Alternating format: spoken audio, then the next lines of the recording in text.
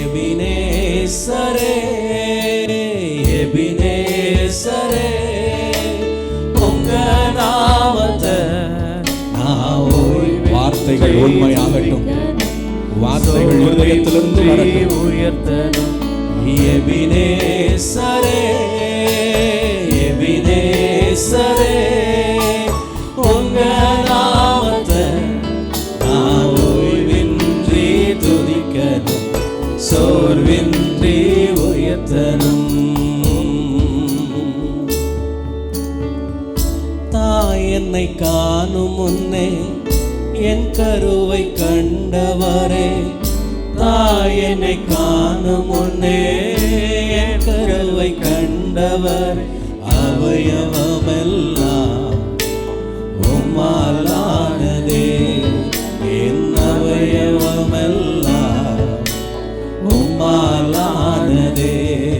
எங்கள் எபினேசரே எபினேசரே உங்க நாமத்தை நான் ஓய்வின்றி துதிக்கணும், சோர்வின்றி உயர்த்தணும். எபினேசரே எபினேசரே உங்க நாமத்தை நான் ஓய்வின்றி துதிக்கணும், சோர்வின்றி உயர்த்தணும். தகப்பன் சுமக்கும் முன்னே உம் கரம் தாங்கினதே, தகப்பன் சுமக்கும் முன்னே உம் கரம் தாங்கினதே, தகப்பனானி என் முதிர் வயதிலும் நல் தகப்பனானி என் முதிர் வயதிலும். எபினேசரே எல்லாம் சொல்லலாமா? எபினேசரே உங்க நாமத்தை ஓய்வின்றி துதிக்க, இந்த ஆண்டெல்லாம் சோர்வின்றி உயர்த்தணும், ஓய்வின்றி துதிக்கணும், சோர்வின்றி உயர்த்தணும்.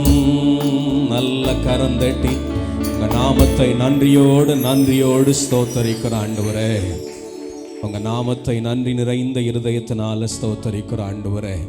எபினேசர் என்கிற உங்க நாமத்தை உயர்த்தி பிடிக்கிற ஆண்டவரே, இதுவரைக்கும் என்னை கூடவே இருந்து நடத்தி வந்தீர், நன்றி. இந்த புதிய ஆண்டில் எங்களை நடத்த வல்லவர், நன்றி ஆண்டவரே. நன்றி நிறைந்த இருதயத்தோடு உங்க நாமத்தை துதிக்கிறோம், உங்க பாதத்தில் அமர்ந்திருக்க வந்திருக்கிறோம், உங்களுடைய வார்த்தையை தியானிக்க வந்திருக்கிறோம். பரிசுத்த ஆவியானவரே முழுவதும் ஆளுகை செய்யுங்க. ஒரு நிமிஷம் கையை உயர்த்தி சொல்றீங்களா என்னோட? அன்பு பரிசுத்த ஆவியானவரே, அன்பு பரிசுத்த ஆவியானவரே, எங்கள் மத்தியில் அசைவாட உம்மை விரும்பி அழைக்கிற ஆண்டவரே, இந்த ஆலயத்தை எங்கள் மகிமையினால மூடுங்க, இந்த வார்த்தைகளை கொண்டு எங்களோட இடைபடுங்க. உம்மை சபையாய் விரும்பி கரந்தட்டி வரவேற்கிற ஆண்டவர். We welcome you, Holy Spirit. எந்த மாம்சிக சிந்தை சொல் செயல் இயேசு கிறிஸ்துவின் நாமத்தில் ஒழிக்கப்படுவதாக. என் கர்த்தர் மாத்திரம் எழுந்தருளுங்க, உங்க நாமம் மாத்திரம் உயர்த்தப்படட்டும். இயேசு கிறிஸ்துவின் நாமத்தில் பிதாவே. நல்ல பலமா ஒரு ஆமேன் சொல்லுங்க. ஆமேன். ஒரு சின்ன ஒர்க் ஷாப் மாதிரி, ஒரு சின்ன எக்ஸசைஸ் மாதிரி இந்த முதல் மாலை கூட்டத்தை நடத்தலான்னு யோசித்தேன். நம்ம இன்னும் அந்த டேபர்நாக்கல் ப்ரேயரை முடிக்கலை. அது ஆரம்பித்தோம், அதுக்கப்புறம் 2 மாதம் நின்று போச்சு. தொடர்ந்து அதை தியானிக்கலான்னு தான் நினச்சிருந்தேன். ஆனால் இந்த வார்த்தை எனக்குள்ளே சில நாட்களாய் அதிகமாய் வேலை செய்தது. இதை ஒரு சின்ன ஒர்க் ஷாப் மாதிரி பண்ணலாம், ஒரு எக்ஸசைஸ் மாதிரி பண்ணலான்னு நினைக்கிறேன். உங்கள் கையில் ஆளுக்கு ஒரு பேப்பர் கொடுப்பாங்க, வாஜாஸ்பர். அந்த பேப்பர் எடுத்து ஆளுக்கு ஒன்று கொடு. ஒரு பேனா கொடுப்பாங்க. 2 கேள்விகளுக்கு இன்னைக்கு ஆன்சர் கண்டுபிடிக்க போகிறோம். 2 கேள்வி, ஆளுக்கு ஒரு பேப்பர் ஒரு பேனா. நீங்கள் தான் நோட்டு புக்கு கொண்டு வர மாட்டீங்கன்னு நாங்களே ஒரு பேப்பர் பேனா கொண்டு வந்திருக்கிறோம். ஆளுக்கு ஒரு பேப்பர் ஒரு பேனா, 2 கேள்வி, 2 கேள்விக்கான விடை.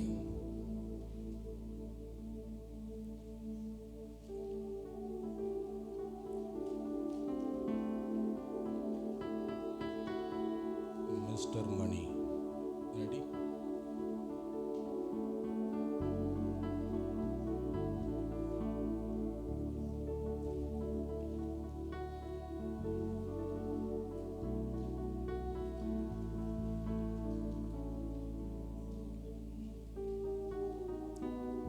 கைக்கு வந்துருச்சா? சரி, முதல் கேள்வி உங்களுக்கு தெரிஞ்ச இந்த ஸ்க்ரீனில் போடுவாங்க. டான்டடைன். இதான் முதல் கேள்வி. கேள்வி எழுதுங்களேன் பார்க்கலாம். உங்கள் அனுதின வாழ்வில், டேய் இது 2வது கேள்விடா. இதுதான் முதல் கேள்வி. உங்களின் எந்த செய்கை அனுதின வாழ்வில் உங்களை உலகத்தாரிடமிருந்து வேறுபடுத்தி காட்டுகிறது? எழுதுங்க கேள்வியை. உங்களின், சொல்லிக்கிட்டே எழுதுனா என்ன? சொல்லிக்கிட்டே எழுதுங்க. உங்களின் எந்த செய்கை, ஓட மாட்டேங்குது இல்லை, வாய் ஒரு பக்கம் கை ஒரு பக்கம் வேலை செய்ய மாட்டேங்குது. உங்களின் எந்த செய்கை அனுதின வாழ்வில் உங்களை உலகத்தாரிடமிருந்து வேறுபடுத்தி காட்டுகிறது? கொஞ்ச நேரம் டிஸ்கஸ் தான் பண்ண போகிறோம். நான் கொண்டு வந்த வசனங்கள்லாம் அப்புறம் தான் சொல்ல போகிறேன். கேள்வி எழுத முடிச்சுட்டா என்ன பாருங்க.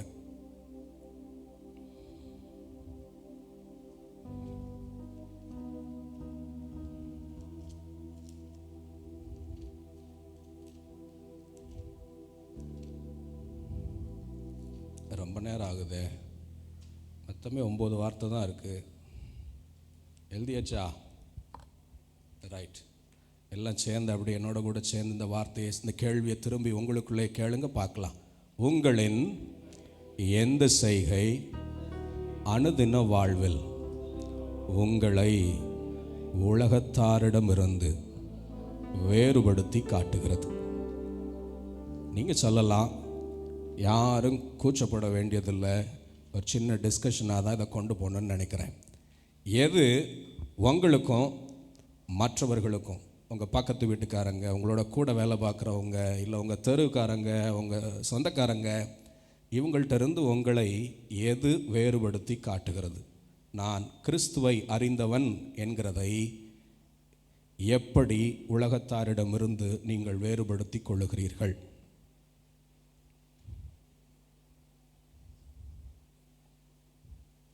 அமைதியாக இருப்போம் எங்கே போனாலும்.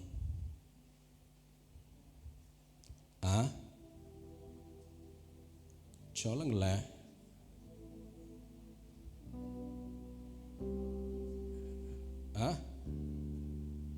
என்ன நானும் ஆன்றேன், எவனாவது ஒருத்தர் ஆரம்பிப்பான்னு பார்க்குற, ஒருத்தர் ஆரம்பிக்க மாட்டீங்களே.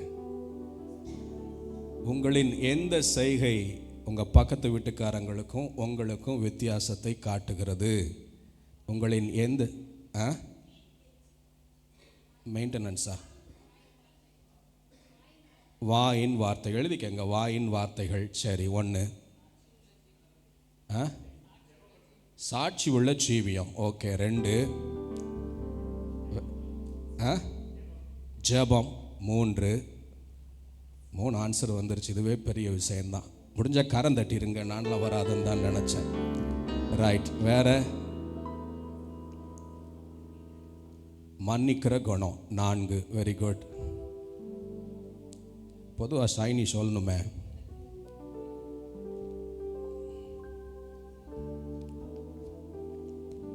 ஆண்கள் சைட்லேருந்து ஒன்றுமே வரலையே. 4ல் 1 ஓட்டு தான் ஆண்கள் சைட்லேருந்தே வந்திருக்கு. காயப்படுத்தாத வார்த்தைகள். சரி, காயப்படுத்தாத வார்த்தைகள். சிஸ்டர் ஆரம்பிப்பார், பிரதர் முடிப்பார். தனியாக சொல்லுங்க பிரதர். காயப்படுத்தாத வார்த்தைகள். 5. வேற? Sharing love. ஆண்டவரின் அன்பை பகிர்ந்து கொள்வது. 6 வந்துருச்சு. வேற? உதவி செய்வது. Very good. வேற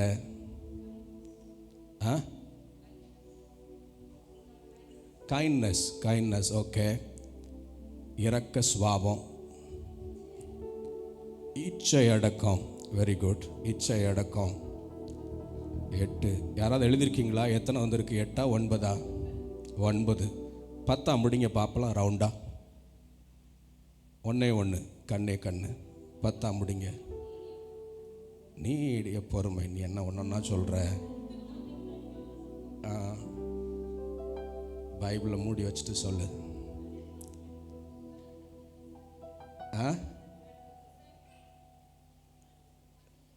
மற்றவர்களை விசாரிக்கணும். சரி, முடிஞ்சிருச்சு. 10 முடிஞ்சிருச்சு. அப்படியே 10 யாராவது ஒருத்தர் சத்தமாக வாசிங்க, நாங்கள்லாம் ஃபாலோ பண்ணுறோம். 10 எழுதுனவங்க.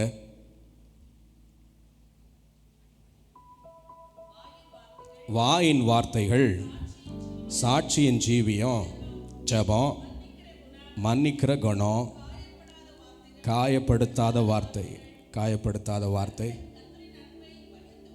அன்பை பகிர்ந்து கொள்வது, உதவி செய்வது, இரக்க சுபாவம், இச்சை அடக்கம், விசாரிக்கும் குணம். ஆமென். அல்லேலூயா. ஆண்டவரிடத்திலிருந்து என்னை வேறுபடுத்தி கொள்ளுகிறதற்காக இந்த 10 எக்ஸாம்பிள், இதை விட நிறையா இருக்கலாம், ஆனால் டக்குன்னு தோணுன 10 எழுதியிருக்கிறோம் இல்லையா? இதெல்லாம் உண்மைதான். இதெல்லாம் என்னை மற்றவர்களிடத்திலிருந்து வேறுபடுத்தி காட்டுகிறது. நான் ஒரு நபரை உங்களுக்கு காட்டுகிறேன். அந்த நபர் மற்றவரிடத்திலிருந்து தன்னை வேறுபடுத்தி காட்டியிருக்கிறார். அந்த நபரின் சுபாவம் இந்த ஆண்டு நமக்கு பாடமாக இருக்கட்டும். அந்த நபரின் குணம் நமக்கு அது பாடமாக இருக்கட்டும். வாசிக்கலாம் வாங்க. தானியேலின் புஸ்தகம் 8 அதிகாரம். தானியேலின் புஸ்தகம் 6 அதிகாரம் 10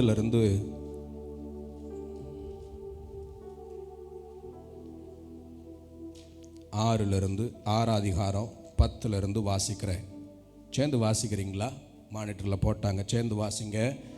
தானியேலோ வென்றால் அந்த பத்திரத்திற்கு கையெழுத்து வைக்கப்பட்டதென்று அறிந்த போதிலும் தன் வீட்டுக்குள்ளே போய் தன் மேல் அறையில் எருசலேமுக்கு நேராக பலகணிகளை திறந்திருக்க அங்கே தான் முன் செய்து வந்தபடியே தினமும் 3 வேளையும் தன் தேவனுக்கு முன்பாக முழங்கால் படியிட்டு ஜெபம் பண்ணி ஸ்தோத்திரம் செலுத்தினான். ஆமென்.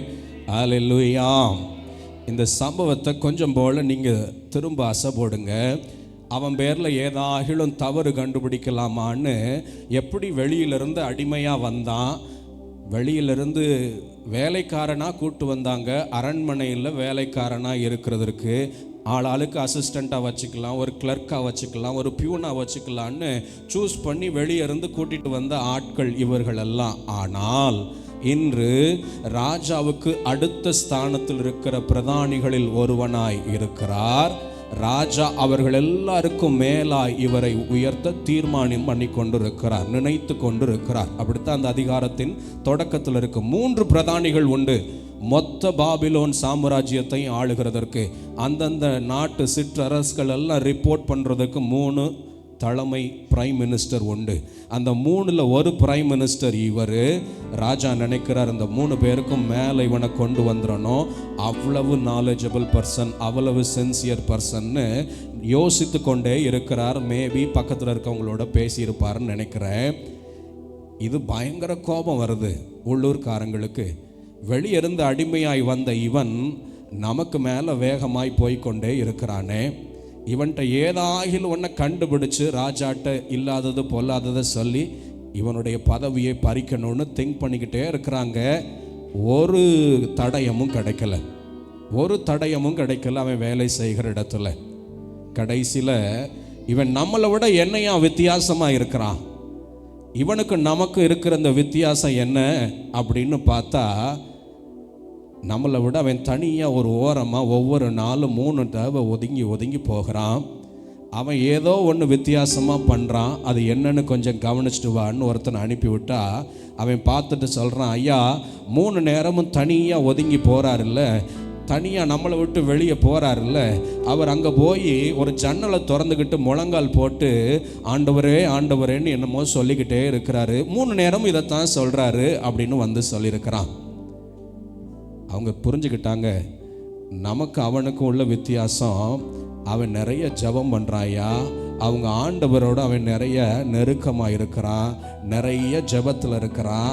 அவன் ஆண்டவர் காரியத்தில் தான் இவனை இப்போ இழுத்து விட முடியும். நம்ம அலுவலக காரியத்தில் இவன்கிட்ட தப்பு கண்டுபிடிக்கவே முடியாது. அதெல்லாம் நம்மளை போல பண்ணுறான், நம்மளோட பெஸ்ட்டாக பண்ணுறான். சொல்ல போனால் கரப்ஷனே இல்லாமல் ரொம்ப க்ளீனாக பண்ணுறான், தப்பே கண்டுபிடிக்க முடியாது. நம்மளும் கூட ஒழுக்கமாக பண்ண அப்படி பண்ணலாம், ஆனால் நமக்கு கொஞ்சம் வருமானம் வரணும், அதனால் கொஞ்சம் கரப்ஷனோட பண்ணுறான். அவன் நல்லா பண்ணுறான், நம்ம சுபாவம்தான், நம்மளாலையும் பண்ண முடியும். ஆனால் அவன் செய்கிற ஒன்று நாம் செய்யலை, அல்லது நம்ம செய்யாத ஒன்று அவன் செய்கிறான், அது ஜெபம். அவன் தனியாக ஓரமாக ஒதுங்கி போய் ஒரு நாளைக்கு 3 நேரம் ஆண்டவரை நோக்கி, அவங்க தெய்வத்தை நோக்கி கூப்பிட்றான். நம்ம அதை பண்ணுறதில்ல, நம்மளோட வித்தியாசமாக ஏதோ பண்ணுறான். அதில் ஏதாவது ஒரு பிளான் போடுங்கன்னு சொல்லி ஒரு பிளான் போட்டு வந்து அதை எக்ஸிக்யூட் பண்ண நினைக்கிறாங்க. ஐயா, தானியேல் நமக்கு இந்த வருடத்தின் ஆரம்பத்தில் ஒரு மாதிரியாய் அமையட்டும். இந்த உலகத்தாரிடமிருந்து நீங்கள் உங்களை வித்தியாசப்படுத்தி கொள்ளுகிறதற்கு ஏராளமான குணங்கள் உண்டு. நம்மளே 10 கண்டுபிடிச்சிட்டோம், இன்னும் நிறைய கூட உண்டு, இன்னும் கொஞ்சம் நேரம் செலவு பண்ணா. ஆனால் அவை எல்லாவற்றிலும் பிரதானமாக இருக்க வேண்டிய ஒரு முக்கியமான குணம்னு தானியேலின் வாழ்க்கையை படிக்க விரும்புகிறேன். நீங்களும் இந்த தானியேலின் வாழ்க்கையை படிக்கிறது நல்லது.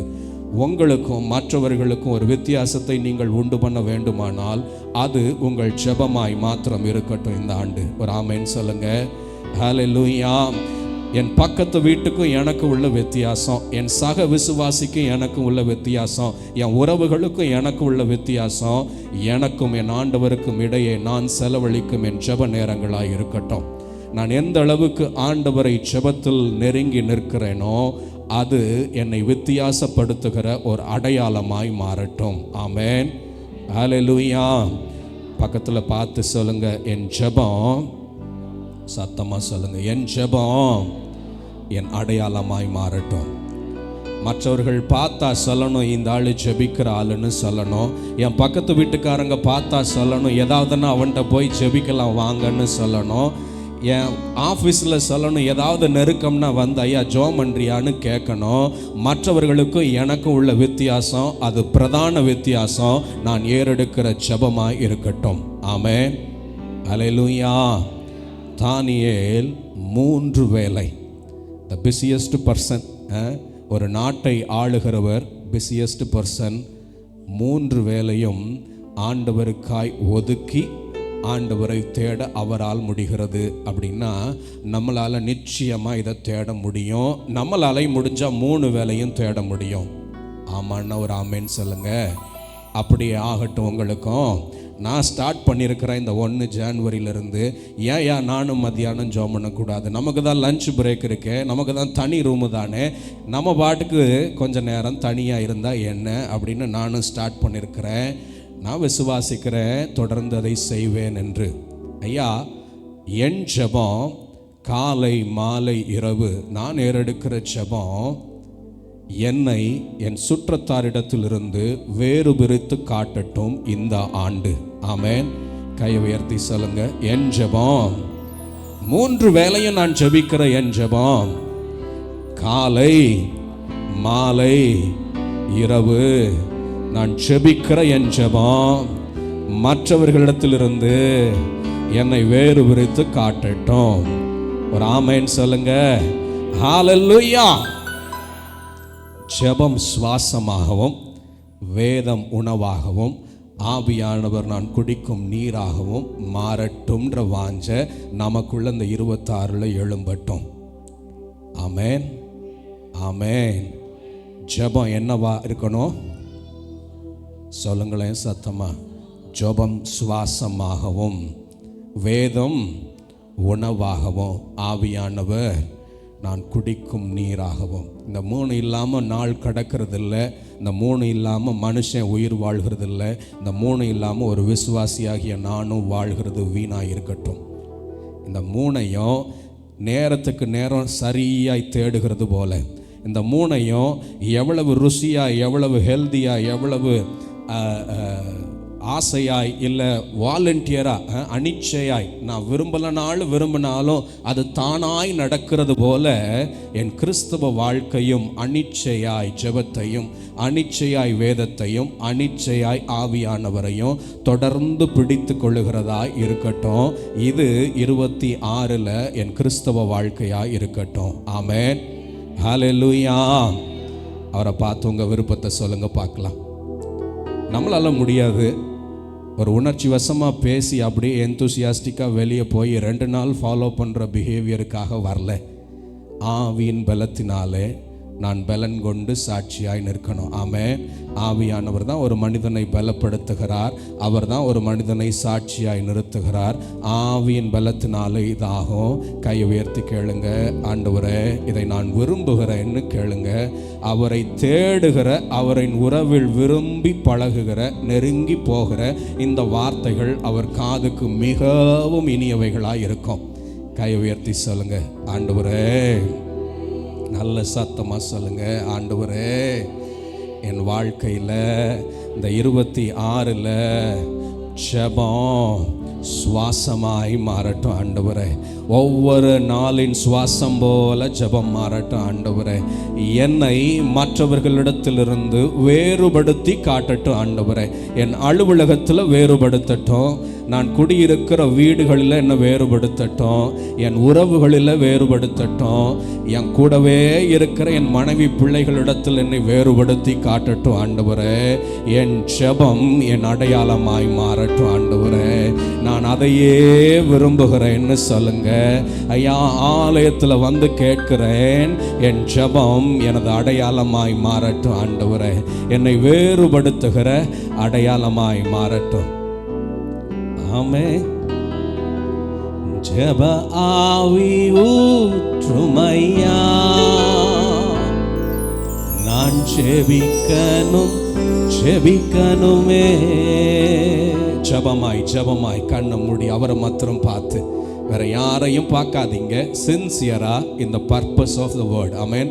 இந்த நேரத்தின் தேவையாய் ஆண்டவரே, ஒரு நோக்கத்தோடு என்னோட பேசுகிறீர்ன்ற உணர்வோடு, ஒரு நோக்கத்தோடு இந்த வார்த்தையை என்னை மோதுகிறதுன்ற உணர்வோடு, நான் இதை வாஞ்சிக்கிறேன், இதை விரும்புகிறேன்ற சிந்தையோடு, ஜெப ஆவி ஊற்றுமையா, நான் ஜெபிக்கணும் ஜெபிக்கணுமே. சின்சியரா, ஜெப ஆவி ஊற்றுமையா, நான் ஜெபிக்கணும் ஜெபிக்கணுமே. இன்னொரு முறை, ஜெப ஆவி ஊற்றுமையா, நான் ஜெபிக்கணும் ஜெபிக்கணுமே. ஆமென், ஆமென். In Jesus name, ஆமென், ஆமென். இது ஜெபமாய் மாறட்டும், பாடலாய் அல்ல, இது ஜெபமாய் மாறட்டும். 3 வேளையும் ஜெபிக்கிற ஒரு வித்தியாசமான ஜெப வாழ்க்கை. ஏன் என் வாழ்க்கையிலும் நான் பயிற்சி செய்யக்கூடாதுன்ற கேள்வி எனக்குள்ளே ஆரம்பித்தது. அந்த கேள்வியை உங்கள்கிட்டையும் இறக்கி வைக்கிறேன். ஏன் நான் 3 வேளையும் என் ஆண்டவரை பார்க்கக்கூடாது? ஏன் 3 வேளையும் பார்க்கக்கூடாது? அதை விட பெரிய வேலை இந்த பூமியில் எனக்கு வேற என்ன வேண்டும்? என்னை நடத்தி வருகிறவர் அவர் என்கிற அறிவு எனக்குள் மேலோங்கி இருந்தால், அவரை சார்ந்திருக்கிற நேரமே நான் விரும்புகிற நேரமாக இருக்கும். இந்த உலக பிஸி எல்லாம் தானியேலின் பிஸிக்கு கீழே தான் இருக்கும். நான் எவ்வளோ பெரிய முக்கியமான ஆள், பாப்புலரான ஆளாக இருந்தாலும் அதெல்லாம் தானியேலின் பாப்புலாரிட்டிக்கு கீழே தான் இருக்கும். அவரால் 3 வேளை ஆண்டவரோடு இடைபட முடிந்தால் என்னாலும் ஆண்டவரோடு இடைபட முடியும். ஆமென், ஹல்லேலூயா. ஏன் இந்த 26 உங்கள் கையில் கொடுத்து இந்த வெள்ளை பேப்பரில் இன்னைக்கு எழுதிட்டு போகக்கூடாது? நான் வாஞ்சிக்கிறேன் 3 வேளையும் இடைபடுகிற ஒரு நல்ல ஜெப வாழ்க்கையை. ஆமென். எவ்வளவு நேரம்லாம் தெரியாது, அந்த நேரம் உங்களுடைய வேலைகளை பொறுத்தது. நம்ம மற்றவர்களின் கட்டுப்பாட்டில் செயல்படுறோம்ல, ஆஃபீஸில் எல்லாம் நமக்கு கொடுக்கப்பட்ட நேரம்னு ஒன்று இருக்குது. ஆஃபீஸ் நேரத்தில் ஜெபம் பண்ணுறது முட்டாள்தனம். ஆஃபீஸ் வேலையை ஒரு நோக்கத்துக்காக எனக்கு கொடுத்துருக்குறாங்க. அதில் நான் உண்மையாக இருக்க வேண்டியது என் கடமை. அங்கே போய் நான் ஜெபம் பண்ணுறேன், பைபிள் வாசிக்கிறேன்னு சொன்னால் அது முட்டாள்தனம். அப்படிப்பட்ட ஆளாக இருந்தால் தானியேல் இவ்வளோ பெரிய ஆளாக இருந்திருக்க மாட்டார். தனக்கு கொடுக்கப்பட்ட வேலையை சரியாய் செய்து உண்மையுள்ளவனாய் செய்ததுனால ராஜா இம்ப்ரெஸ் ஆகிறார். அதனால் அங்கே நான் ஜெபம் பண்ணலாம் சொல்லலை. உங்கள் நேரத்தை நீங்கள் ஏன் ஆண்டு கொள்ளக்கூடாது? அந்த நேரம் ஏன் ஜெப நேரமாக இருக்கக்கூடாது? ஆமென், ஹல்லேலூயா. இந்த புதிய வருஷத்தில் காலை, மதியம், இரவு நான் ஏன் வேறுபடுத்தி காட்டக்கூடாது? ஃபாதரை பற்றி அடிக்கடி இப்படி சொல்லுவாங்க. எப்பையும் மதியம் 3 மணிக்கு மாடிக்கு போயிடுவாருன்னு சொல்லுவாங்க. அது எங்கே இருந்தாலும், எந்த வெளியூர் போனாலும், எந்த கூட்டத்துக்கு போனாலும், எங்கே தங்கியிருந்தாலும், கூட்டம் இல்லை அவர் ரூமில் இருக்கிறாருன்னா 3 மணிக்கு மாடிக்கு போயிடுவார் அவர் இருக்கிற இடத்துலன்னு சொல்லுவாங்க. ஏன்னா அவரின் மதிய ஜெப நேரம் 3 மணி. தாவீது அப்படி தான் சொல்கிறார், அந்தி சந்தி மத்தியான நேரங்களில் என் ஆண்டவரை நோக்கி பார்க்கிறேன்.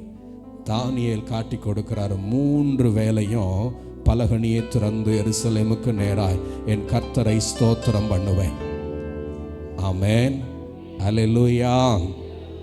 என் ஜெபமும் என் பாடலும் என் துதியும் என் ஸ்தோத்திரமும் ஜெபத்துக்குள்ளே அடங்கும். என் ஜெப நேரத்தில் நான் ஏறெடுக்கிற ஸ்தோத்திரங்களும், நான் ஏறெடுக்கிற நன்றிகளும், நான் ஏறெடுக்கிற துதிகளும் என் ஜெபத்துக்குள்ளே அடங்கும். இந்த வசனம் அப்படி தான் சொல்லுது. ஸ்தோத்திரம் பண்ணினார், தேங்க்ஸ் பண்ணினார், பிரைஸ் பண்ணினார், ஆல் இன் ப்ரேயர். ஜெபம் என்கிறதற்குள் இவை எல்லாம் அடங்கும். என் விண்ணப்பமும் அடங்கும், என் ஸ்தோத்திரமும் அடங்கும், என் நன்றிகளும் அடங்கும், அவரை உயர்த்துகிற துதிகளும் அடங்கும். இவையெல்லாம் ஜெபந்தான். என் வேலை 3 வேளையாக நான் ஏன் பிரித்து என் ஆண்டவரை பார்க்கிறதை நான் ஒரு தீர்மானமாக இந்த ஆண்டு எடுக்கக்கூடாது, தானியேலை போல. ஆமென், ஆமென். ஜெபம் வெறும் ஜெபம்னு நம்ம நிறைய நேரங்களில் படிக்கிறோம்ல, அந்த ஜெபத்தை சின்னதாக ஒரு விளக்கமாக உங்களுக்கு காட்ட நினைக்கிறேன். ஜெபம், நம்ம செய்கிற ஜெபம் என்னென்னலாம் செய்கிறதுன்னு புரிஞ்சால் ஒரு வேளை இன்னும் அதிகமான ஆர்வம் அந்த ஜெபத்தின் மேலே உங்களுக்கு வரலாம். நான் சொல்கிறேன், சில வசனங்களை குறிப்பாக டக்கு டக்குன்னு சொல்கிறேன், ஏன்னா அடுத்த பாயிண்ட்டுக்கு நான் போகிறேன். அதுக்கு முன்னாடி பிலிப்பியர் 4:6 வாசிக்கிறேன். பிலிப்பியர் 4:6, நீங்கள் ஒன்றுக்கும் கவலைப்படாமல் எல்லாவற்றையும் குறித்து உங்கள் விண்ணப்பங்களையும் ஸ்தோத்திரத்தோடே கூடிய ஜெபத்தினாலும் வேண்டுதலினாலும், அந்த 2 வார்த்தை மாத்திரம் கோடு போடுங்க. ப்ரேயர் இஸ் நத்திங் பட், நான் இன்ஃபார்ம் பண்ணுறேன் ஆண்டவருக்கு. என் ஜெபம் ஆண்டவருக்கு நான் தெரியப்படுத்துகிற ஒரு செய்கை. கையை உயர்த்தி சொல்லுங்க, என் ஜெபம், நான் அமருகிற ஜெப நேரம் ஆண்டவருக்கு தெரியப்படுத்துகிற செய்கையின் நேரம். ஆண்டவருக்கு தெரியப்படுத்துகிறேன், என்னத்தை நாளும் தெரியப்படுத்துகிறேன். வேலைக்கு போயிட்டு வந்த வீட்டுக்காரர் மனைவிட்டு அன்னைக்கு நடந்ததெல்லாம் சொல்கிறது போல், வேலைக்கு போய் ஸ்கூலுக்கு போயிட்டு வந்த பிள்ளைங்க அன்னைக்கு நடந்ததெல்லாம் பேரண்ட்ஸ்கிட்ட சொல்கிறது போல், ஒரு அந்யோன்யமாக அன்னன்னைக்கு நடக்கிறத நான் ஆண்டவருக்கு தெரியப்படுத்துகிற நேரமாய், ஆண்டவருக்கு நான் தெரியப்படுத்துகிற நேரம் என் ஜெப நேரம். ஆமென், ஹல்லேலூயா. நல்ல கை உயர்த்தி சொல்லுங்க, என் ஜெப நேரம் நான் ஆண்டவருக்கு தெரியப்படுத்துகிற, இன்ஃபார்ம் பண்ணுகிற செய்கையை குறிக்கிறது. ஆமென். 2வது சொல்கிறேன், 1 யோவான் 5:15 சொல்லுகிறது, நாம் எதை கேட்டாலும் அவர் நமக்கு செவி கொடுக்கிறார் என்று நாம் அறிந்திருந்தோமானால் அவரிடத்தில் நாம் கேட்டவைகளை பெற்றுக்கொண்டோம் என்று அறிந்திருக்கிறோம். 2வது, நான் அவரிடத்தில் ஜெபிக்கிற பொழுது அவர் செவி கொடுக்கிறார். ஆமென். நான் ஜெப நேரத்தில் அமர்ந்து பேசுகிறதை அவர் லிசன் பண்ணுகிறார். இதை மனசில் பதிய வைக்கணும். 1, நான் இன்ஃபார்ம் பண்ணுறேன். 2வது, நான் இன்ஃபார்ம் பண்ணுறதை அவர் லிசன் பண்ணுகிறார். இது நிச்சயமாய் நடக்கும். நீங்கள் விசுவாசித்தாலும் விசுவாசிக்காவிட்டாலும் இந்த ப்ராசஸ் நிச்சயமாய் நடக்கிறது பரலோகத்தில். ஆமென், ஹல்லேலூயா. பக்கத்தில் கையை பிடிச்சி சொல்லுங்க, நான் ஜெப நேரத்தில் அமர்கிறது அவருக்கு இன்ஃபார்ம் பண்ணுகிறது. நான் அவரிடத்துல இன்ஃபார்ம் பண்ணுகிறதை அவர் லிசன் பண்ணுகிறார். ஆமென், ஹல்லேலூயா. நான் அவருக்கு தெரியப்படுத்துகிறேன், அவர் செவி கொடுக்கிறார். ஆமென், ஹல்லேலூயா. சத்தமாக தான் சொல்லுங்களேன். ஹல்லேலூயா. ஜெபம் நான் தெரியப்படுத்துதல், ஜெபம் அவர் எனக்கு செவி கொடுத்தல். ரெண்டு நடந்துகிட்டே இருக்கு. நான் பேசுகிறேன், அவர் ரிசீவ் பண்ணுகிறார். இந்த ஆக்ஷன் ஒரு டெலிஃபோனில் பேசுகிறது போல பரலோகத்தில் பதிவு செய்யப்பட்டு கொண்டே வருகிறது. கொர்நேலியு என்கிற ஒரு மனுஷன் இருந்தான்.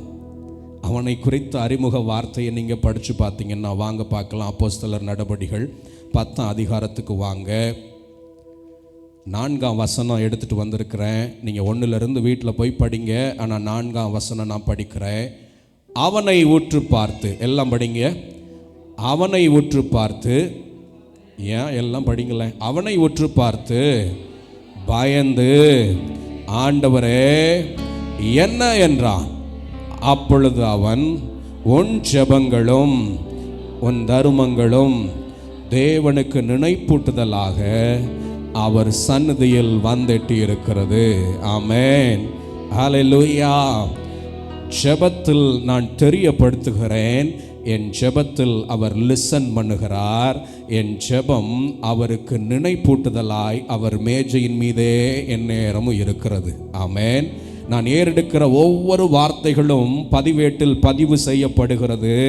அவைகள் ஃபார் மெமரி, மெமரபிள், அவருக்கு நினைப்பூட்டுதலுக்காக, அவர் ஓயாமல் திரும்ப திரும்ப பார்க்கறதற்காக, அவர் விரும்பி விரும்பி அந்த ரெக்கார்டை போட்டு கேட்கறதற்காக, அவர் மேஜையின் மீது என் ஜெபங்கள் என்னாலும் நினைப்பூட்டுதலுக்காக இருக்கிறது. கொர்நேலியின் ஜெபங்கள் அவருக்கு நினைப்பூட்டுதலுக்காக வைக்கப்பட்டது. என் ஜெபங்களும் அவருக்கு நினைப்பூட்டுதலுக்காக வைக்கப்படுகிறது. ஆமென். ஆமென். நீங்களும் நானும் ஏறெடுக்கிற இந்த ஜெபம் அவரின் நினைப்பூட்டுதலுக்காக அங்கே வைக்கப்படுகிறது. ஒவ்வொரு நாளும் கேட்குறாரா, நினைக்கிற போதெல்லாம் கேட்குறாரா தெரியல. ஆனால் அவரின் நினைப்பூட்டுதலுக்காக இவைகளெல்லாம் பரலோகத்தில் குறிப்பெடுக்கப்படுகிறது. ஆடியோவா, வீடியோவா, டிரான்ஸ்கிரிப்ஷனா, எழுத்தா தெரியல. ஆனால் நினைப்பூட்டுதலுக்காக அங்கு பதிவு செய்யப்படுகிறது. முடிஞ்சா கரந்தட்டி, மண்ணான மனுஷன் என் வார்த்தையை பரலோகம் பதிவு செய்கிறது. இதை விட வேற என்ன வேணும் என் ஜெபத்திற்கு? ஆமென்.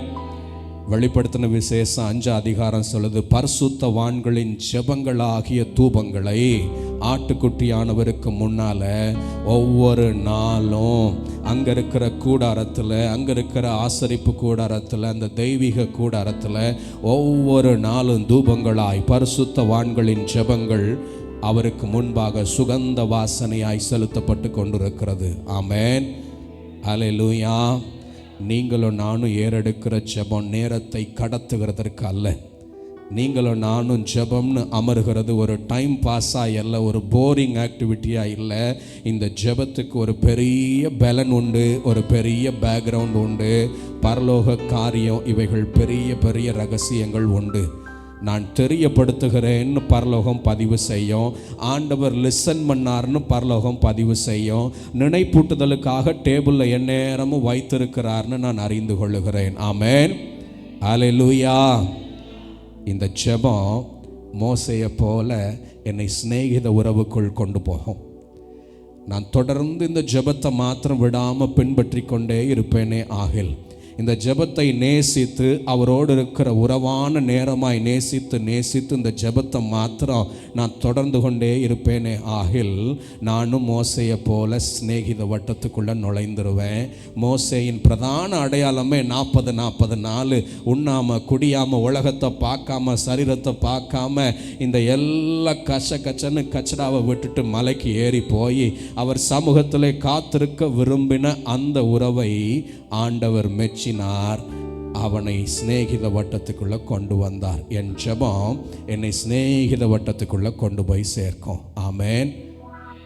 ஆமென். சொல்லுங்க பார்க்கலாம், ஜெபம் என்னென்ன செய்யும்? ஜெபமா? அதான் நான் சொல்லிட்டேனே. ஜெபத்தில், ஆமாம், ஜெபத்தில் நான் ஆண்டவருக்கு தெரியப்படுத்துகிறேன். நான் பேசுகிற எல்லாத்தையும் தூதன் அப்படித்தான் எடுத்துகிட்டு போவார். ஆண்டவரே ஒரு நோட்டீஸ் வந்திருக்கு சாலமங்கலத்திலிருந்து, ஆண்டவரே ஒரு நோட்டீஸ் வந்திருக்கு மதுரையிலிருந்துன்னு நான் ஜெபிக்கிற எல்லாம் ஆண்டவருக்கு தெரியப்படுத்துதலாக பரலோகம் பார்க்கும். ரெண்டாவது, நான் செபிக்கிறதை ஆண்டவர் நிச்சயம் லிசன் பண்ணுகிறார். இந்த நோட்டீஸை தூதன் எடுத்துகிட்டு வந்தவுடனே எவ்வளவு பிஸியாக இருந்தாலும், ட்ரம்ப்புக்கும் ஈரானுக்கும் இடையில் சண்டையில் பிஸியாக ஆண்டவர் இருந்தாலும், இம்மிடியேட்டாக எரேமியா சொன்னது போல் என்னை நோக்கி கூப்பிடு, அப்பொழுது that minute, that second, அந்த வினாடியே அவர் முதல்ல என்னன்னு சொல்லு அப்படின்னு எவ்வளோ பிஸியாக இருந்தாலும் லிசன் பண்ணுகிறார். ஆமென், ஹல்லேலூயா. மூணாவது, கொர்நேலியு என்கிற மனுஷனின் ஆதாரம். என் ஜெபங்களை அப்படியே கேட்டுட்டு அப்படியே பதில் செஞ்சுட்டு அப்படியே மறந்துடுறவர் இல்லை. நினைப்பூட்டுதலுக்காக என் நேரமும் பரலோகத்தில் அவைகள் ஸ்டோர் பண்ணப்படுகிறதுன்னு நான் விசுவாசிக்கிறேன். அவைகள் பாதுகாக்கப்படுகிறது. இது என் பிள்ளையின் குரல், இது என் பிள்ளையின் சத்தம், இது என் பிள்ளையின் ஜெபம்னு நினைப்பூட்டுதலுக்காக என் நேரமும் வைக்கப்படுகிறது. அவர் போட்டு போட்டு போட்டு கேட்பார்னு நான் நினைக்கிறேன். ஆமென். ஏன்னா அந்த வார்த்தை அப்படி தான் சொல்லுது, நினைப்பூட்டுதலுக்காக அவரை நினைப்பூட்டியது. எத்தனை நாள் ஜெபிச்சார்னு தெரில, அவ எல்லாம் ஸ்டோர் பண்ணி வச்சு ஆண்டவரை ரிமைண்ட் பண்ணிக்கிட்டே இருக்கான். என் ஜெபம் ஆண்டவரை ரிமைண்ட் பண்ணும், என் ஜெபம் ஆண்டவரின் மெமரிக்காக வைக்கப்படும். ஏன்னா ஆண்டவர் என்னை விசேஷித்தவனாய் பார்க்கிறார். ஆமென், ஹல்லேலூயா. நாலாவது, மோசேயின் ஜெபம் அவனை சிநேகித வட்டத்துக்குள்ளே கொண்டு போச்சு. என்னையும் அந்த ஜெபம், தொடர் ஜெபம் சிநேகித வட்டத்துக்குள்ளே கொண்டு போகும். ஆமென், ஹல்லேலூயா, ஹல்லேலூயா. இயேசு சொல்லுகிற ஒரே ஒரு வார்த்தையை மாத்திரம் நான் சொல்லி முடிக்கிறேன். மத்தேயு 9 அதிகாரம், மத்தேயு 18 அதிகாரம் 18 வசனம். பூலோகத்தில் நீங்கள் எவைகளை கட்டுவீர்களோ அவைகள் பரலோகத்திலும் கட்டப்பட்டிருக்கும். பூலோகத்தில் நீங்கள் எவைகளை கட்டவிருப்பீர்களோ அவைகள் எல்லாம் சேர்ந்து, ரொம்ப நாள் ஆச்சு இல்லை ப்ராக்டிஸ் பண்ணி, எல்லாம் சேர்ந்து வாசிங்க பார்க்குறோம். பூலோகத்திலே நீங்கள் எவைகளை கட்டுவீர்களோ அவைகள் பரலோகத்திலும் கட்டப்பட்டிருக்கும். பூலோகத்தில் நீங்கள் எவைகளை கட்டவிழ்ப்பீர்களோ அவைகள் பரலோகத்திலும் கட்டவிழ்க்கப்படும். ஆமென். என் ஜெபத்துக்குரிய வல்லமையை இயேசு எனக்கு காட்டியிருக்கிறார். இந்த ஜெபத்தில் நீ எவைகளை கட்டவிழ்த்தாலும் பரலோகமும் கட்டவிழ்க்கும், நீ எவைகளை கட்டினாலும் பரலோகமும் கட்டும். ஆமென், ஹல்லேலூயா. என் ஜெபத்திற்கு பரலோகம் செவி கொடுக்கும், என் ஜெபத்துக்கு பரலோகம் செயல்படும், என் ஜெபத்துக்கு பரலோகம் அப்படியே ஃபாலோ பண்ணும். ஆமென். நான் எவைகளை கட்டுகிறேனோ அவைகள் பரலோகத்திலும் கட்டப்படும். இயேசு சொன்னாரு, இந்த வகை பிசாசுகள் ஜெபத்தினால ஓடும். அப்படின்னா என் ஜெபம் பிசாசுகளை துரத்தும். அது எப்பேற்பட்ட பிசாசுகளாக இருந்தாலும் என் ஜெபம் என் வாழ்க்கையில் அவன் கொண்டு வருகிற சேதத்தையும் அவன் கிரியைகளையும் அவன் தந்திரங்களையும் அறவே விரட்டும். என்னை மாத்திரம் இல்லை, என்னை சுற்றி இருக்கிறவர்களுக்காகவும் நான் ஜெபிக்கிற பொழுது அவன் வாழ்க்கையிலையும் விரட்டும். இந்த பிசாசுகளை விரட்டுகிற தைரியம், பலன், வல்லமை இந்த ஜெபத்தில் மாத்திரமே உண்டு. ஆமென், ஹல்லேலூயா. கையை உயர்த்தி சொல்லுங்க, என் ஜெபம் எப்பேற்பட்ட, நல்ல சொல்லுங்க, எப்பேற்பட்ட பிசாசின் வல்லமையையும் தந்திரங்களையும் விரட்டுகிற வல்லமை கொண்டது. நான் கட்டினால் பரலோகம் கட்டும், நான் கட்டவிழ்த்தால் பரலோகம் கட்டவிழ்க்கும். நல்ல கரந்தட்டி ஜெப ஆவி ஊற்றுமையா, நான் ஜெபிக்கணும் ஜெபிக்கணுமே. ஜெப ஆவி ஊற்றுமையா, கேளுங்க ஐயா, நான் ஜெபிக்கணும் ஜெபிக்கணுமே. ஸ்தோத்திர பலி விண்ணப்ப ஜெபம், ஸ்தோத்திர பலி விண்ணப்ப ஜெபம், என் நேரமும் நான் ஏறெடுக்கணும். ஜெபமாய் கேட்கிறேன், நான் ஏறெடுக்க. ஜெப ஆவி ஊற்றுமையா, நான் ஜெபிக்கணும் ஜெபமாய் கேளுங்க. கொஞ்ச நேரம் கண்களை மூடி. ஓ ஜெப ஆவி ஊற்றுமையா எனக்குள்ளே ஊற்றும், கேட்கிற ஒவ்வொருவருக்குள்ளும் ஊற்றும். ஜெப ஆவி ஊற்றுமையா ஏசையா நாங்கள் ஜெபிக்கணும். உபவாசித்து உடலை ஒருத்து, உபவாசித்து உடலை ஒருத்து ஒவ்வொரு நாளும் ஜெபிக்கணுமே. நாங்கள் ஒவ்வொரு நாளும் ஜெபிக்கணுமே. ஜெப ஆவி ஊற்றுமையா கேளுங்க ஐயா. தாகமாய் கேட்கிற ஒவ்வொருவரை அவரால் நிச்சயம் நிரப்ப முடியும். இது ஒரு பேஷனா மாறட்டும், இது ஒரு ஆசையா மாறட்டும். நான் ஜெபிக்காம சுவாசிக்காம கேளுங்க. ஜெப ஆவி ஊற்றுமையா.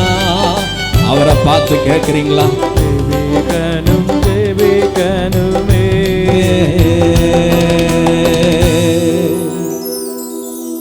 ஒரு நிமிஷம் அவரை பார்த்து கேளுங்க.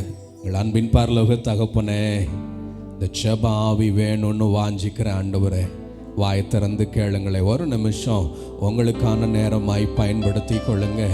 ஒருவேளை இந்த வார்த்தை உங்களோட வேலை செய்யுமே ஆனால், இந்த ஜெபத்தின் மீது உங்களுக்கு வாஞ்சை உண்டாகுமே ஆனால், இந்த ஜெபம் உங்களை உலகத்தாரிடத்திலிருந்து வேறுபடுத்தி காட்ட விரும்பினால், தானியேலை போல நானும் வேறுபடுத்தி காட்ட விரும்புகிறேன்.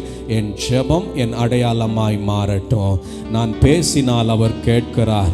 நான் பேசுகிறதை தெரியப்படுத்துகிறதாய் பரலோகம் பார்க்கிறது. என் பேச்சு, என் ஜெபம் நினைப்பூட்டுதலுக்காய் பதிவு செய்யப்படுகிறது. என் ஜெபம் சிநேகித வட்டத்துக்குள் என்னை கொண்டு போகிறது. என் ஜெபம் பிசாசுகளை விரட்டுகிறது. என் ஜெபம் பரலோகத்தில் கேட்கப்பட்டு நான் கட்டினால் கட்டுகிறது, நான் கட்டவிழ்த்தால் கட்டவிழ்க்கப்படுகிறது. இவ்வளவு விலையேற பெற்ற நன்மைகளையும் பாக்கியங்களையும் மன்னான எனக்கு தந்தாரே, மனுபுத்திரனாகிய எனக்கு தந்திருக்கிறாரே. இந்த விலையேற பெற்ற ஜெபத்தை, இந்த விலையேற பெற்ற இந்த நல்ல உபயோகத்தை, இந்த ஜெபத்தை ஒவ்வொரு நாளும் பயன்படுத்துகிற, ஒவ்வொரு நாளும் சின்சியரா யூஸ் பண்ணக்கூடிய ஒரு தாகம் எனக்குள்ளே வரட்டும் ஆண்டவரே. இந்த ஜெபத்தை மேலானதாய் பார்க்க எனக்கு கிருபை செய்யுங்க. என் வேலைக்கு மேல ஜெபத்தை வைக்க எனக்கு கிருபை செய்யுங்க. என் பிஸிக்கு மேல ஜெபத்தை வைக்க எனக்கு உதவி செய்யுங்க.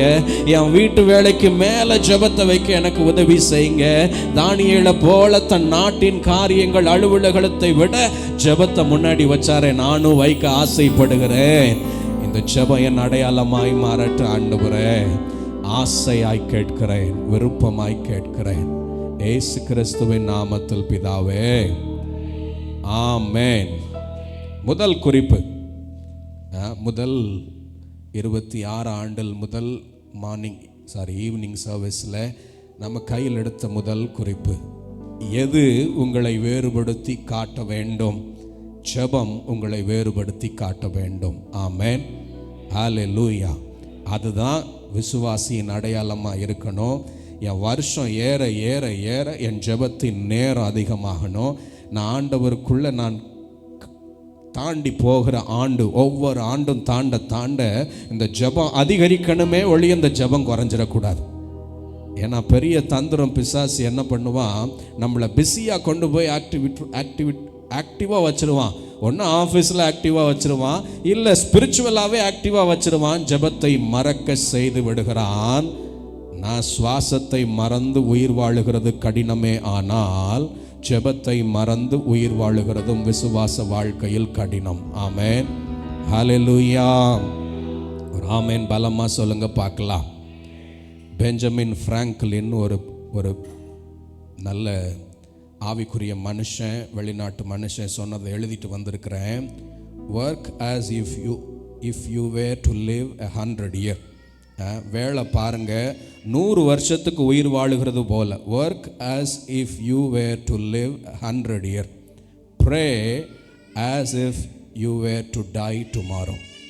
நாளைக்கு மரித்து போகிறதற்கு முன்னாடி எவ்வளவு ஊக்கமான ஜெபத்தை ஏறெடுப்பீர்களோ அப்படி ஒவ்வொரு நாளும் ஜெபிங்க. வேலை பார்க்கறதுக்கு இன்னும் 100 வருஷம் இருக்குன்ற நிதானத்தை வேலையிலையும் ஊக்கத்தை ஜெபத்திலையும் காட்டுங்கன்னு சொல்றார். ஆமென், ஹல்லேலூயா.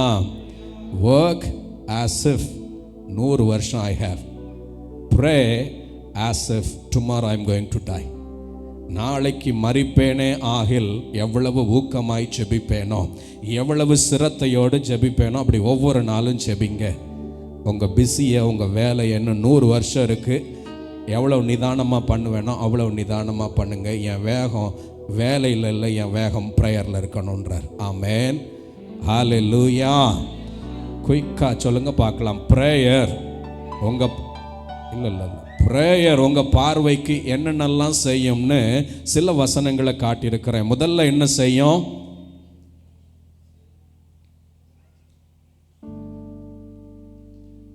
அருமை அருமை. என் ப்ரேயரை பரலோகம் ஆண்டவருக்கு இம்மிடியட்டாக தெரியப்படுத்தும். ஆமென். ரெண்டாவது, தெரியப்படுத்தின உடனே அவர் லிசன் பண்ணிடுறாரு. எரேமியா 33. எவ்வளோ பிஸியாக இருந்தாலும் ப்ரேயர்னு தூதன் பெல் அடித்த உடனே ஃபஸ்ட்டு லிசன் பண்ணிடுறாரு. நான் எந்த பக்கமாக இருக்கணும் அந்த பக்கம் சாஞ்சு லிசன் பண்ணுகிறார். மூணாவது,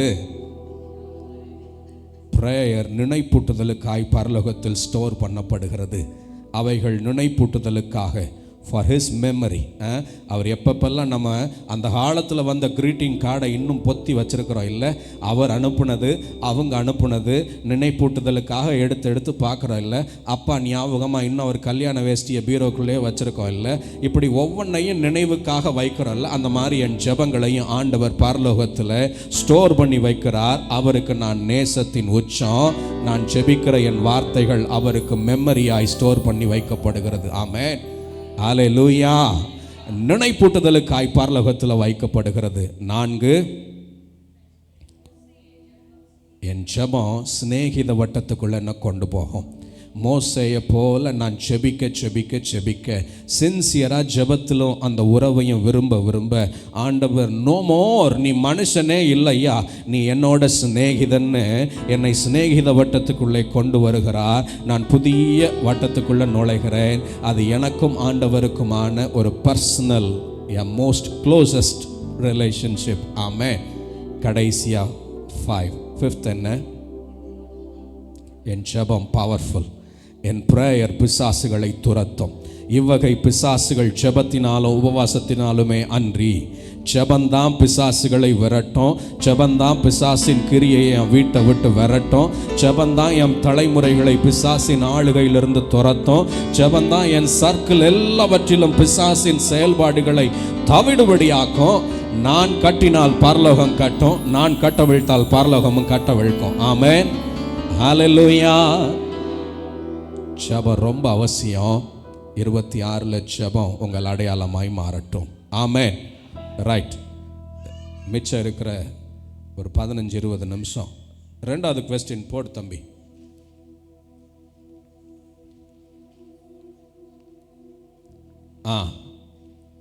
சத்தமா படிங்க பார்க்கலாம். உங்கள் அனுதின வாழ்வில் எது உங்களை தீட்டுப்படுத்தக்கூடும்? Open for discussion. கோபம் 1. ஒருத்தர் அப்படியே எழுதிட்டே வாங்க பார்க்கலாம். கோபம். வேற? கீழ்ப்படியாமை. சரி. 2. சீக்கிரமா சக்கு சக்கு சக்குன்னு. அடிமைத்தனம், அடிக்ஷன். சரி. சோஷியல் மீடியா, அடிக்ஷன் கீழே சோஷியல் மீடியா. அதுக்கு இன்னும் வார்த்தை கண்டுபிடிக்கல. வேற?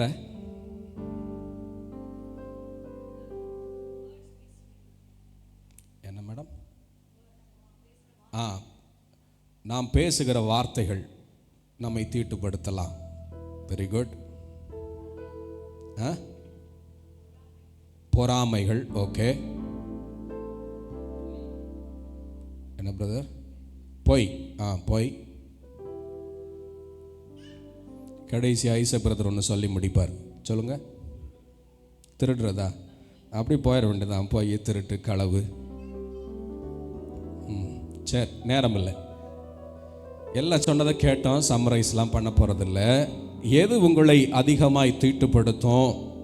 நான் அதே தானியேலின் வாழ்க்கையிலிருந்து ஒரு வார்த்தையை உங்களுக்கு காட்டுறேன். தெரிஞ்ச வார்த்தை தான், பட் ரெஃப்ரெஷ் பண்ணிக்கலாம். எடுத்து வாசிங்க பார்க்கலாம். தானியேல் 1ஆம் அதிகாரத்துக்கு வாங்க.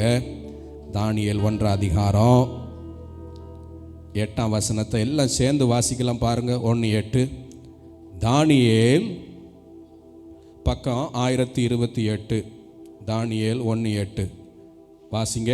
தானியேல் ராஜாவின், சத்தமா வாசிங்க, ராஜாவின் போஜனத்தினாலும் அவர் பானம் பண்ணும் திராட்சரசத்தினாலும் தன்னை தீட்டுப்படுத்தலாகாது என்று தன் இருதயத்தில் தீர்மானம் பண்ணிக்கொண்டு தன்னை தீட்டுப்படுத்தாதபடி பிரதானிகளின் தலைவனிடத்தில் வேண்டிக் கொண்டான். தானியேலின் வாழ்க்கையில் அவனை தீட்டுப்படுத்தினது. கேள்வி என்ன? உங்கள் அனுதின வாழ்க்கையில் உங்களை சுற்றி உள்ள எது உங்களை தீட்டுப்படுத்தக்கூடும்? இந்த புது வருஷத்தில் அதை நான் எட்டி உதைக்கணும். ஜெபத்தை சேர்த்துக்கணும். தீட்டுப்படுத்துறதை எட்டி உதைக்கணும். பக்கத்தில் பார்த்து சொல்லுங்க. ஒரு ட்ராப்னா விட்டுறதுன்னு அர்த்தம். ஒரு டிராப், சத்தமாக சொல்லுங்களேன். ஒரு டிராப், ஒரு பிக்கப். உன்னை தூக்கணும், உன்னை சேர்த்துக்கணும், உன்னை ட்ராப் பண்ணணும். ஆமென். பக்கத்தில் பார்த்து சொல்லுங்க. மெசேஜோட தலைப்பு இன்னைக்கு, மெசேஜோட தலைப்பு ஒரு டிராப்பு, ஒரு பிக்கப்பு. ஆமாம், நான் பிக்கப் பண்ண வேண்டியது, எடுத்துக்க வேண்டியது ப்ரேயர் என்கிற ஒரு சுவாசத்தை எடுத்துக்கொள்ளணும். நான் ட்ராப் பண்ண வேண்டியது, எதை விட்டுறணும்? என்னை சுற்றி ஏதோ ஒன்று என்னை தீட்டுப்படுத்திக்கிட்டே இருக்குது. இத்தனை வருஷமாக இருக்குது, சபையில் இருக்குது, என் வீட்டில் இருக்குது, நிச்சயமாக இருக்குது. இல்லாட்டினா இந்த வார்த்தை வராதுன்னு நான் விசுவாசிக்கிறேன். ஏதோ ஒன்று என்னை தீட்டுப்படுத்தி கொண்டே இருக்கிறது. அதை தியானிக்க போகிறோம், அதை எட்டி உதைக்க போகிறோம். தானியேலின் வாழ்க்கையில் அவரை தீட்டுப்படுத்தினது ராஜாவின் போஜனம். நான் நமக்கு புரிகிற மாதிரி சொல்கிறேன். எதெல்லாம் உங்களை தீட்டுப்படுத்தக்கூடும்? இந்த சம்பவம் உங்களுக்கு நல்லா தெரியும். இந்த போஜனத்தை அவன் வேண்டான்னு சொன்னார். ஏன்? ஒரு வேளை அந்த டீச்சர் சொல்லியிருப்பார், அந்த ட்ரைனர் சொல்லியிருப்பார், உங்களுக்கு வர்ற போஜனம் எல்லாம் ராஜாவின் டேபிளில் வரும், பூசாரி மந்திரிச்ச உடனே உங்களுக்கு ஒரு போஷனை அனுப்பி விட்டுருவாங்க, டெய்லி அப்படி தான் உங்களுக்கு ஃபுட்டு வரும் அப்படின்னு ஒரு வேளை ட்ரைனர் சொல்லியிருப்பார். தெரியல. இல்லை, அதில் வைக்கப்பட்ட ஃபுட்டெல்லாம் ஆண்டவர் வேணான்னு ஒதுக்குன ஃபுட்டாக இருக்கும். ஏன்னா மோசேயின் நியாயப்பிரமாணத்தின்படி எவைகளை சாப்பிடலாம், எவைகளை சாப்பிடக்கூடாதுன்னு ஒரு நியாயப்பிரமாணத்தையே கொடுத்துருக்கிறாரு. அந்த ஃபுட்டை பார்க்கும் போதெல்லாம் இதெல்லாம் நம்ம சாப்பிடவே மாட்டோமே, இப்படி ஆடுறது ஓடுறது எல்லாம் இங்கே விழுந்து கிடக்கே அப்படின்னு ஒரு வேளை யோசித்துருக்கலாம். தானியேல் ஃபுட்டை ஸ்டாப் பண்ணாரு. நான் நமக்கு புரிகிற மாதிரி சொல்கிறேன். எது தீட்டாக இருக்கலாம் தெரியுமா? இந்த தானியேலின் வாழ்க்கையிலிருந்து நான் கற்றுக்கொண்டது, முதல்ல தவறு போல தெரியாது, நமக்குள்ளேயே உலாவிக்கொண்டு இருக்கும். ஏன் அப்படி சொல்கிறேன்? தானியேலோட கூட சேர்ந்து ஒரு 50-60 பசங்க வந்திருப்பாங்கன்னு நினைக்கிறேன். தெரியல எத்தனை பேர் வந்தாங்கன்னு கணக்கு இல்லை. கண்டிப்பாக ஒரு குரூப் ஆஃப் பீப்புள், எல்லாம் யங்ஸ்டர், பார்வைக்கு அழகானவர்கள், கல்வியில் தெரிஞ்ச பெரியவங்க, பிரபுக்கள் கோத்திரத்தார். இஸ்ரவேலில் பிரபுக்கள் கோத்திரத்தார் அப்படின்னா ரொம்ப Royal family, Royal lineage people. அவங்கள சூஸ் பண்ணி அரண்மனையில் பியூனா வச்சுக்கிறதுக்கு கூட்டு வந்திருக்கிறாங்க. கூட வந்த மற்றவங்களுக்கெல்லாம் இது ப்ராப்ளம்னே தெரியலை. தானியேலுக்கு மாத்திரம்தான் இது ப்ராப்ளம்னே தெரியுது. எல்லாம் யூத கோத்திரம், எல்லாம் இஸ்ரவேல் கோத்திரம், எல்லாம் நியாயப்பிரமாணத்தை அறிந்த கோத்திரம். அவங்களுக்கெல்லாம் இது ப்ராப்ளமாகவே தெரியல. உயிர் பிழைக்கிறதே கஷ்டம், இங்கே வேணா ரூல் பேசிக்கிட்டு இருக்கிற அப்படின்னு வேணா திட்டிருப்பாங்க. தானியேலுக்கு மாத்திரம்தான் அது தவறாய் தெரிந்தது. ஐயா, உங்களை தீட்டுப்படுத்துகிற காரியம் உங்கள் மத்தியிலே உலாவிக் கொண்டிருக்கிற ஒன்று, அது தவறாகவே தெரியாத ஒன்று. பக்கத்தில் பார்த்து சொல்லுங்க. உங்களை தீட்டுப்படுத்துகிற ஒன்று, சத்தமாக தான் சொல்லுங்களேன். உங்களை தீட்டுப்படுத்துகிற ஒன்று தவறு போல தெரியாத ஒன்று. இதுதான் முதல் குவாலிஃபிகேஷன். எது உங்களை தீட்டுப்படுத்துகிறது? நான் சொல்ல போகிறதில்ல. நீங்கள் நல்ல விவரமான ஆள், எல்லாருக்கும் வயசு 40-50 ஆயிடுச்சு, உங்களால் தாராளமாக நிதானிக்க முடியும். நான் பாயிண்ட்ஸை மாத்திரம் சொல்கிறேன். அந்த பாயிண்ட்ஸை அப்ளை பண்ணி பார்த்தா ஆவியானவர் உங்களுக்குள்ளே நடத்துவார் எது உங்களை தீட்டுப்படுத்துகிறது என்று. முதல் குறிப்பு, தவறென்று தெரியாத ஒன்று. சொல்லுங்க சத்தமா, தவறென்று தெரியாத ஒன்று.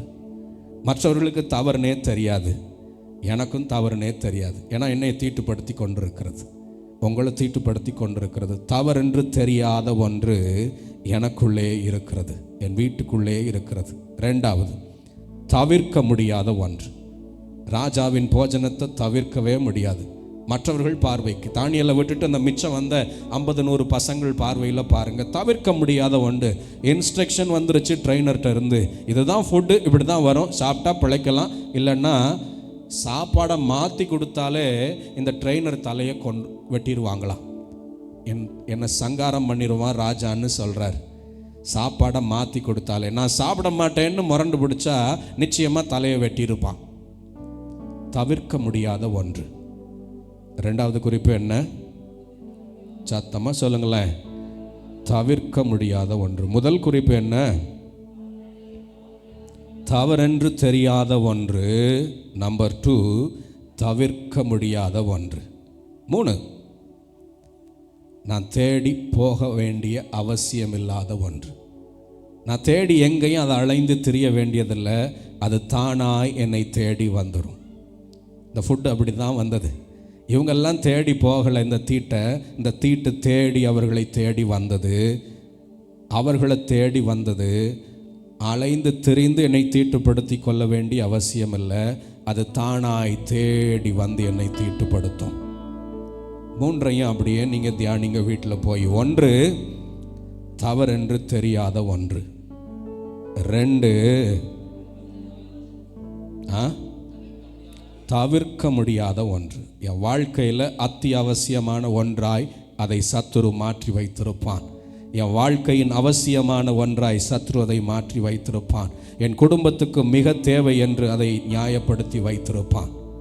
3வது, நான் தேடி போய் வேண்டி என்னை தீட்டுப்படுத்ததில்லை, அதை தேடி வர வைத்து என்னை தீட்டுப்படுத்துவான். அது தேடி வந்து என்னை தீட்டுப்படுத்தும். இந்த 3ஐயும் உங்கள் வாழ்க்கையில் பொருத்தி பாருங்க, எது உங்களை அதிகமாய் தீட்டுப்படுத்தி கொண்டிருக்கிறது என்று. இயேசு சொன்ன ஒரே ஒரு வார்த்தையை சொல்லி நான் முடிக்கிறேன். மனுஷனுக்குள்ளே போகிற எதுவும் அவனை தீட்டுப்படுத்தாது, மாறாய் மனுஷனுக்குள்ளே இருந்து அவன் இருதயத்திலிருந்து. வாசிக்கிறீங்களா? அதை வாங்க மார்க் 7க்கு வாங்க. மார்க் 7:20 படிங்க. 7:20. மனுஷனுக்குள்ளே,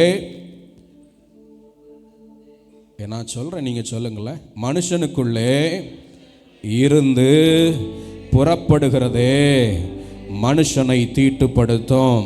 எப்படி எனில், மனுஷனுடைய இருதயத்துக்குள்ளிருந்து பொல்லாத சிந்தனைகளும் விபச்சாரங்களும் வேசித்தனங்களும் கொலைபாதகங்களும் களவுகளும் பொருளாசைகளும் தூஷணங்களும் கபடும் காமவிகாரமும் வன்கண்ணும் தூஷணமும் பெருமையும் மதிகேடும் புறப்பட்டு வரும். பொல்லாங்கானவைகளாகிய இவைகளெல்லாம் உள்ளிருந்து புறப்பட்டு மனுஷனை தீட்டுப்படுத்தும். சரி, ஒரே ஒரு முக்கியமான வசனம் 19 இருக்கு வார்த்தை. அதுதான் உங்களுக்கு ஒரு டெஃபினிஷன். என்ன சொல்றார் இயேசு? மனுஷனுக்கு உள்ள போகிறது அவனை தீட்டுப்படுத்தாது. ஏன்னா அது ஜீரணமாகி ஆசன வழியாய் வெளியே போயிடும். ஏன்னா அவங்க கம்ப்ளைண்ட் பண்ணதெல்லாம் கை கழுவாமல் சாப்பிட்றாங்க ஆண்டவரை, இல்லை அசிங்கமான நீங்கள் மோசே ஒதுக்கி தள்ளுன விலங்குகளை சாப்பிட்றாங்க ஆண்டவரே, தெரியல. ஆண்டவர் சொல்கிறாரு, அப்படியெல்லாம் நீங்கள் உட்கொண்டிருந்தால் அவைகள் இருதயத்துக்கு போகாது, அவைகள் வயிற்றுக்கு போகும். மாறாய் எவைகள் இருதயத்துக்கு போகிறதோ அவைகள் உங்களை தீட்டுப்படுத்தும். ஆமென், அல்லேலூயா. 19 அதுதான் சொல்லுது. அது அவன் இருதயத்தில் போகாமல் வயிற்றிலே போகிறது. அப்படின்னா எது முக்கியம்? எது டெஃபினிஷன்? எது இருதயத்துக்கு போகிறதோ அது அவனை தீட்டுப்படுத்தும். என் கண்களினாலே நான் பார்க்கிற எது என் இருதயத்துக்கு போகிறதோ, என் காதுகளினாலே கேட்கிற எது என் இருதயத்துக்கு போகிறதோ, அவைகள் என்னை தீட்டுப்படுத்தும். உள்ள போய், இது சும்மா இருக்கிறது இல்லை, வசனம் சொல்லுது, உள்ள போய் இச்சையா மாறும், மாம்சத்தின் கிரியையா அது டெவலப் ஆகும். எந்த இன்புட்டையும் பிசாசு நமக்குள்ள சும்மா விடவே மாட்டான். ஒரு 0.001 ஒரு மைக்ரான்னு நாங்கள் எங்கள் இண்டஸ்ட்ரியில் சொல்லுவோம். அந்த மாதிரி சின்ன ஒரு காரியமாக உள்ள போனதை அப்படியே பெருக பெருக பெருக பெருக பெருக பெருக வச்சு எனக்குள்ளே வெவ்வேறு யோசனைகளை டெவலப் பண்ணி, எனக்குள்ளே வெவ்வேறு மாம்சத்தின் யோசனைகளை டெவலப் பண்ணி, இருதயத்தின் சிந்தைகளை டெவலப் பண்ணி அவைகளை வெளியே கொண்டு வருவான். எப்படியெல்லாம் வெளியே கொண்டு வருவான்னா, இந்த இயேசு சொன்ன 21-22 மாதிரி தான். அவைகள் வேசித்தனமாய், பொல்லாத சிந்தனையாய், கொலைபாதகமாய், களவாய், பொருளாசையாய், பெருமையாய், தூஷணமாய், கபடாய், வன்கண்ணாய், ஃபூலிஷ்னஸ், மதிகேடாய் வெளியே வர வச்சிருவான். இருதயத்துக்குள்ளே போக வைப்பான், அவைகளை டெவலப் பண்ணுவான், என்னை சிந்திக்க வைப்பான். முதல்ல இந்த சிந்தையை என்னை கரைப்படுத்திடும். என் இருதயத்தின் நினைவுகள் என்னை கரைப்படுத்தும், என் இருதயத்தின் யோசனைகள் என்னை கரைப்படுத்தும். நான் போய் எதையும் செய்ய வேண்டியதில்லை, இருதயத்தின் சிந்தனைகளினாலே என்னை நானே தீட்டுப்படுத்தி கொள்ள முடியும், என்னை நானே கரைப்படுத்தி கொள்ள முடியும். என்னோட இருந்தீங்கன்னா ஒரு ஆமேன் சொல்லுங்க. ஆமேன். நான் போய் கபடாய் பேச வேண்டியதில்லை, நான் போய் பெருமையாய் செயல்பட வேண்டியதில்லை 10 பேருக்கு முன்னாடி, நான் போய் வன்கண்ணனாய் மற்றவர்கள் பார்வைக்கு நிற்க வேண்டியதில்லை. என் சிந்தைகளில் அவைகளினால் நான் தீட்டுப்படுகிறேன். இருதயத்துக்குள் போகிறது என்னை தீட்டுப்படுத்தும். அவைகளை டெவலப் செஞ்சு அழகா என்னை சிந்திக்க வச்சு வெளியே பார்க்கும்போது பிரைஸ் லார்ட் அப்படின்னு சிரிச்ச மாதிரி சொல்ல வைப்பான். ஆனால் உள்ள இருதயத்தின் நினைவுனால என்னை கரைப்படுத்தி என் இரட்சிப்பின் வஸ்திரத்தை கரையுள்ள வஸ்திரமாய் மாற்றி என்னை தீட்டுள்ளவனாய் மாற்றி. கவனமாய் இருக்க வேண்டியது 2026 இருதயத்தின் யோசனைகள், இருதயத்தின் நினைவுகள். நீங்கள் கண்ணில் பார்க்குறதும் காதில் கேட்குறதும் உள்ளே போய் இன்புட்டாக உள்ளே போய் உள்ள மல்டிப்ளை ஆகுதுன்னு யோசிங்க. ஒரு வினாடியில் அவைகளை தவிர்க்க பாருங்க. முதல்ல இன்புட்டை தவிர்க்க பாருங்க, பார்க்கிறத தவிர்க்க பாருங்க, கேட்குறத தவிர்க்க பாருங்க. அப்படி உள்ள போன யோசனைகளை அந்த வினாடியே கடிந்து கொண்டு தவிர்க்க பாருங்க. எந்த மாம்ச கிரியைகளின் யோசனையும் என் இரட்சிப்பின் வஸ்திரத்தை சேதப்படுத்தும், கரைப்படுத்தும், தீட்டுப்படுத்தும். ஆமென், அல்லேலூயா. ஏன்னா உள்ள போன எதுவும் பாவத்தை கொண்டு வராம, பாவத்தின் பலனாய் மரணத்தை கொண்டு வராம இருக்கவே இருக்காது. பிசாசின் ப்ராசஸ் இது. இயேசு சொன்ன ப்ராசஸ் இது.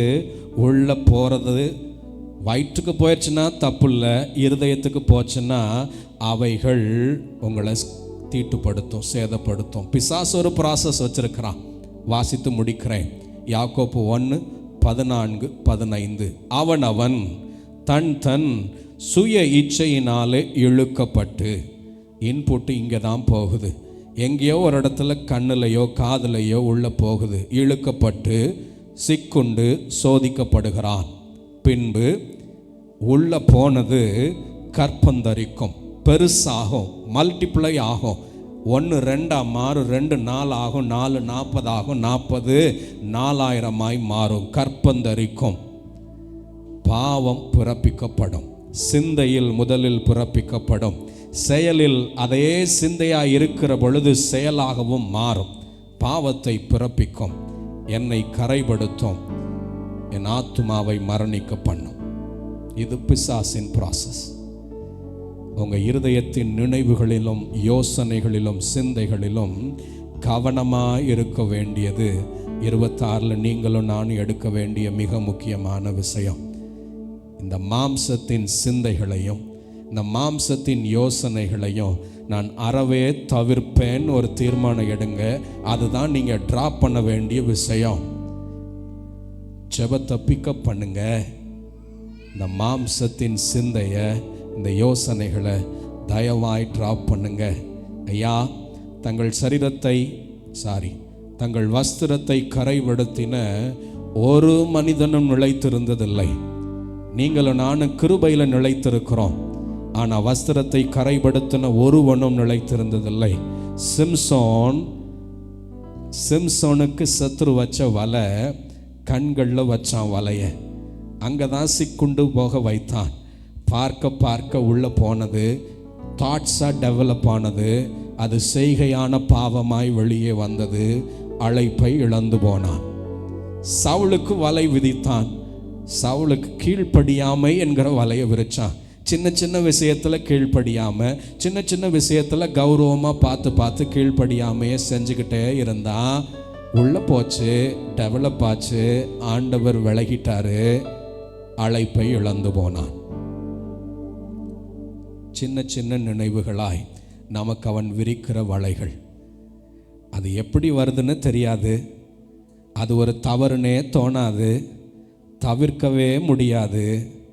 நான் தேடி போக வேண்டியதில்லை, அதுவே தேடி என்னை தேடி வந்துடும். யூதாஸ் காரியோத்துக்கு பணத்தில் வளைய வச்சான், பணத்தின் சிந்தைகளில் வளைய வச்சான்.